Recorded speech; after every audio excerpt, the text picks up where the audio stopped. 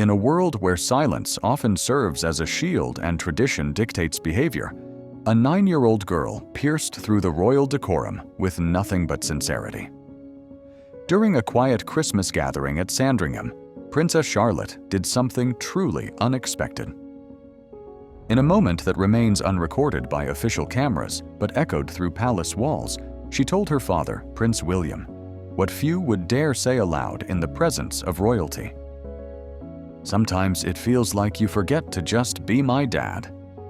This wasn't the sort of royal drama the tabloids thrive on. It wasn't scandal, nor was it an orchestrated event meant for public relations. It was something far more powerful. A child reminding the future king of what truly matters. Behind all the pomp, titles, obligations, and photo ops, there exists a family trying, like so many others, to hold on to moments that slip by too quickly. And Charlotte, with an honesty only a child could embody, shattered the royal routine in the most human way possible. Every year, the royal family gathers at Sandringham for a traditional Christmas celebration. It's a time of candle-lit dinners, carol singing, and public appearances. Yet, for the royals, even the most intimate gatherings are laced with obligation. This particular Christmas seemed no different until Charlotte took center stage in the most unintentional way. Amid laughter and festive warmth, she stopped what she was doing, turned to her father, and shared her truth.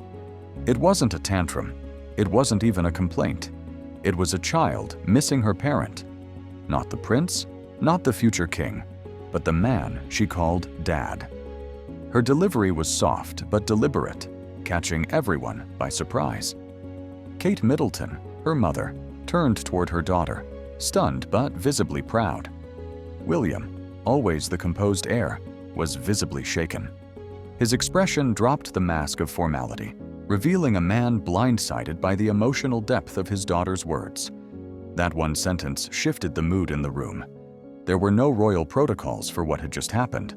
No speechwriters had prepared a response.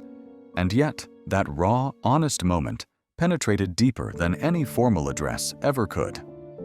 The impact of Charlotte's words didn't fade when the moment passed. In the following days, subtle changes in Prince William's demeanor revealed their staying power. He became more attentive, more present. His laughter with his children felt fuller, less rehearsed. Hugs lingered longer. Conversations lasted deeper. The man so often burdened by duty seemed to reconnect with the reason he took on those responsibilities in the first place: his family. Kate, long known for championing mental health and children's emotional development, recognized the importance of Charlotte's moment. Rather than silencing her, she had empowered her. And Charlotte, embodying both her mother's emotional intelligence and her father's sense of duty, spoke up not to rebel, but to reconnect.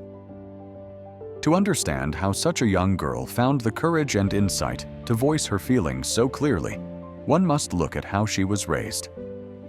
From the moment she was born on May 2, 2015, Princess Charlotte was under the global spotlight, yet her parents took deliberate steps to shield her from its harsh glare. The early years at Anmer Hall in Norfolk gave her a rare commodity for royals: normalcy. She gardened with her brother George, followed her mom around the house, and explored the countryside like any child should. Though the world watched from afar, inside those walls, she was free to develop a strong sense of self. When the family moved to Kensington Palace in 2017, Charlotte's life became more public. But by then, she had a foundation of stability that grounded her. Her school life was just as intentionally crafted. At Thomas's school in Battersea, she was known not as Her Royal Highness, but as Charlotte Cambridge, another student in a uniform. Her parents wanted her to understand she was a child first and royal second. Charlotte has long been known as the cheeky, expressive royal. Her playful side-eye at photographers, her impromptu waves, and even her iconic moment sticking her tongue out during a public appearance have made headlines. But behind the playful gestures lies a growing awareness of responsibility and an innate charisma that's rarely seen in someone her age. At public events like the Queen's Platinum Jubilee and the 2024 Royal Christmas Walk, Charlotte managed to balance formality with authenticity. Her glances spoke volumes. She knew when to be cheeky and when to be serious. During a visit to Cardiff Castle, she picked up a conductor's baton and led an orchestra with composure that stunned onlookers. She wasn't just playing, she was leading. Perhaps one of her most telling public moments came during Queen Elizabeth II's funeral. Dressed in black, Charlotte stood with dignity beyond her years. And when her brother George forgot to bow at a key moment, she gave him a gentle nudge, a silent reminder of protocol, wrapped in sisterly care. It wasn't about perfection, it was about respect. Charlotte's legacy was also shaped by history. Thanks to the Perth Agreement, a royal succession law change, she retained her position in the line of succession despite having a younger brother, something that would have been impossible in previous generations. Staying fourth in line, after George, she represents a shift in the monarchy's values. Her position is not symbolic, it's constitutional. This structural change in the royal family coincides with a cultural one. Charlotte embodies a modern royal, emotionally intelligent, relatable, and unafraid to be herself. She's been raised to value authenticity over appearances. Whether she ends up wearing a crown or not, she's already challenging what it means to be a royal child. While past generations of royal children were trained to be seen and not heard, Charlotte breaks that mold. Her gestures, from protecting a bouquet at a service to covering her ears during a loud military flyover, reflect a child unafraid to feel. She doesn't suppress her instincts for the sake of image. She honors them. That honesty resonates with the public. It's what makes her moments viral, not because they're scandalous, but because they're real. She's not acting for the cameras. She's simply living, and doing so in front of millions. At the King's Cup sailing event, she stuck out her tongue with unapologetic mischief. At the coronation of King Charles III, she gave a subtle yet sharp glance that ignited waves of speculation. These moments, though light, reflect something deeper. A girl who isn't molded by expectation, but strengthened by self-awareness. Returning to that Christmas moment, it's clear now why Charlotte's words hit so hard. In a life ruled by calendars and obligations, William had momentarily lost sight of his core role, father. And it took the smallest voice in the room to call him back. She didn't accuse. She didn't demand.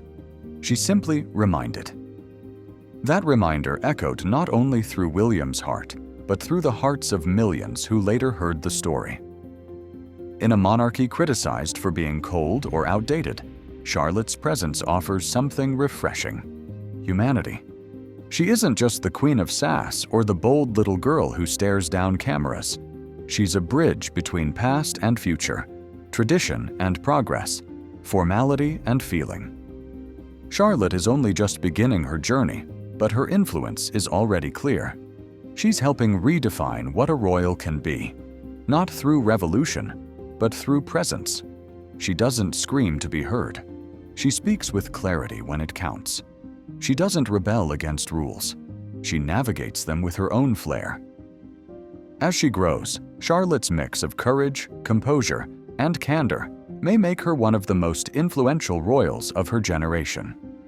Whether she chooses a public life or something more private, her story will remain a testament to the power of voice, even a child's. In an institution built on silence, Charlotte reminded us that sometimes all it takes to shake a palace is a whisper.